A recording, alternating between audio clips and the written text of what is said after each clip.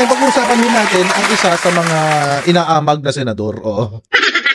Inaamag na senador. Kasi mga kababayan, alam naman natin itong mga nakaraang buwan at itong mga nakaraang araw, nahulihan natin itong si Senator Chis Escudero ng katiwalian. Well, allegedly. Oo, nahulihan siya ng katiwalian. Dahil nga, siya ay nabisto na isa sa mga nag-i-insert o nagdadagdag ng budget ng walang dahilan. At nahulihan ho siya na may mga allegedly ghost projects sa kanyang probinsya ng Sorsogon. At recently nga, siya ay binigyan ng naging viral si Senator Chis dahil siya ay gustong tawag dito. Yun nga yung insertion niya na 142.7 billion if I'm not mistaken. Kung saan 9 billion doon sa 142, 9 billion doon ay nakaalat sa kanyang hometown na Sorsogon.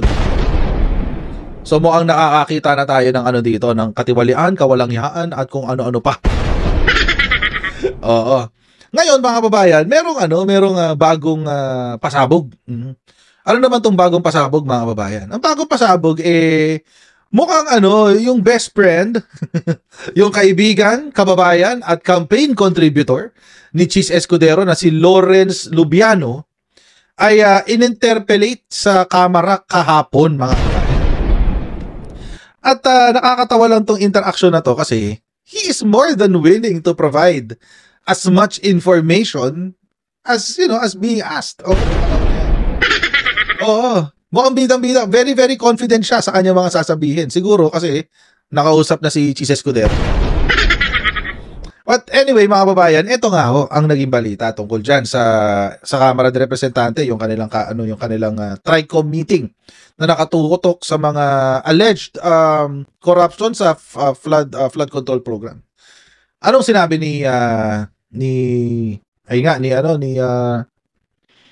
what's his name, Lubiano? Anong sinabi niya? Well, ito na nga. Ang sinabi niya, ang sabi niya, umamin siya na binigyan talaga niya ng 30 milyong piso si Chis Escudero. Oo, nagkaroon siya na. Ang bait umaamin. Ito yung balita dyan. Sabi, top flood project contractor says 30 million pesos given to Escudero's campaign was a personal donation. Ayun pala, personal donation. Oo. So, ayun na nga. Pero mga kababayan, hindi na lamang po ngayon si Chis Escudero ang tinatamaan netong intriga na ito. Alam nyo ho ba, na pati ngayon, si Heart Evangelista, tinatamaan na rin nung intriga na yan. O, bakit? Meron kasing abogado na nagngangalang Jesus Palsis, na ang sabi niya, kino-question niya pati ngayon yung pera at kinikita ni Heart Evangelista. Kailangan daw masuri ang tax record at ang pamumuhay niya, lifestyle check at ang kanyang mga koneksyon sa politika. Bakit? Kasi daw mga kababayan, hindi naman daw, ordinaryong artista lamang naman daw si Heart Evangelista. Paano siya namumuhay ng marangya? Ito ho yung balita tungkol dyan mga babayan. Panoorin natin. Amid alleged corruption in flood control projects, tuloy-tuloy ang scrutiny sa pag-flex ng ilang influencers sa kanilang lavish lifestyle. Among them, ang asawa ni Senate President Francis Escudero na si Heart Evangelista. On DWAR Abante Radio's Paricoy, public interest lawyer and political blogger, attorney Jesus Falsis, questioned Evangelista's wealth. Escudero earlier admitted to receiving 30 million pesos in campaign donations from one of the top 15 firms that bagged billions of pesos in flood control projects. But if you look, 2010 to 2012, yung height ng career niya before Chis Escudero, normal na artista lang naman siya noon eh. Hindi pa siya nagfa-fashion week, hindi siya nakakasuot ng mga Balenciaga, wala naman siya ng mga super high-end Hermes na mga luxury talaga. Of course, generous ang asawa mo. Mamahalin ka talaga ng asawa mo. Okay yun. Kung si Chis, let's say, generous talaga kay Heart, fina-finance yung lifestyle niya. Pero kung yung source ng wealth ni Chis ay questionable, then now we can question Heart as well. Yun ang ibig sabihin ngayon ni Jesus Palsis. Oo, ang sinasabi niya mga babayan, kung si Heart at kung si Chis Escudero ay namubuhay sa kurakot, damay kaya dito si Heart Evangelista?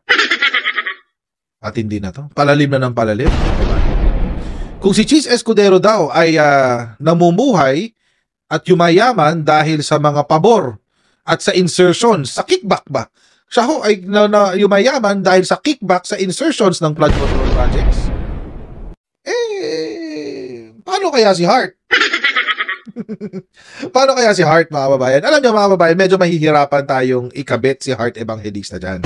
Kahit gusto natin siya ikabit. Alam niyo kung bakit? Kasi kailangan ma-establish na si Hart ay co-conspirator ni Cheese Escudero doon sa kickback.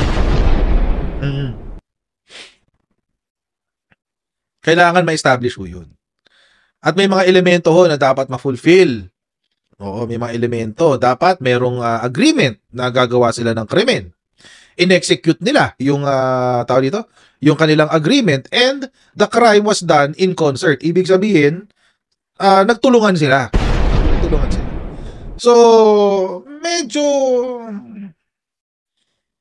mahihirapan patunayan yan.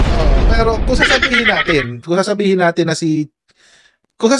na si Hart ay co-conspirator ni Cheese Escudero, medyo mahirap po yun. Pero kung sasabihin natin na kung si Hart ay nakinabang sa kickback ni Cheese Escudero, mas posible ho yun. Mas posible ho yun. Maano ba natin? Mapoprosecute ba si Hart dyan? Feeling ko malabo. Malabo siya maprosecute. Si Cheese, malabang, pwede siya maprosecute dyan. Oo, total ngayon, iniimbestigahan na ng COMELEC yung mga donations. So si Cheese, pwede siyang maimbestigahan dyan, pwede siyang ma-convict, pwede siyang mahabla. Pero si Hart, unless si Hart ay co-conspirator, medyo mahirap yun. Kasi conspiracy. Kailangan i-prove mo yung conspiracy. So, I don't know. Pero alam niyo, mga kababayan, ang lumalabas ngayon, si Hart, kung hindi man co-conspirator si Hart sa kickback ng flood control ni Cheese Escudero, definitely si Hart ay Nipo wife. Isa ho siya Nipo wife. Oo. 'Di ba? Uso ngayon yung Nipo babies, 'di ba? Yung mga anak ng mga kontraktor na nagfo-flaunt ng kanilang kayamanan, 'di ba? Si Hart naman ay ang Nipo wife. Asawa siya ng isang funder na kumikbak sa bilyong-bilyong halaga ng insertions na inilagay sa mga proyekto sa Sorsogon. At fino-flaunt niya or niyayabang niya yung kanyang kayamanan na nakuha sa kickback. Oo. Habang tayong mga Pilipino, tayong mga hampas lupa, ay patuloy na nahihirapan tuming sakuna, yung Nipo wife at yung mga Nipo babies ay nagfe-flex pa ng kanilang kayamanan. Pangit, di ba? Pero ako, feeling ko hindi mahihirapan ikabit kay Hart Evangelista to. Pero si Hart will be judged not because she is a co-conspirator, pero dahil iniyabang niya yung kickback ng kanyang asawa. So, diyan siya tatamaan dyan. Oo. Malalim na ho, marami na hong tinatamaan dito sa pasabog ni Presidente Bongbong Marcos. Siya ho nag-umpisa nito lahat eh. At sana ho, more to come. O, sana ho, maimbestigahan na yung mga contractors, maimbestigahan yung mga funders tulad ni Cheese Escudero, Bongo, Joel Villanueva. At sana ho, magkaroon ho tayo ng magandang resolusyon dito ho sa issue ng flood control scam dito sa Pilipinas.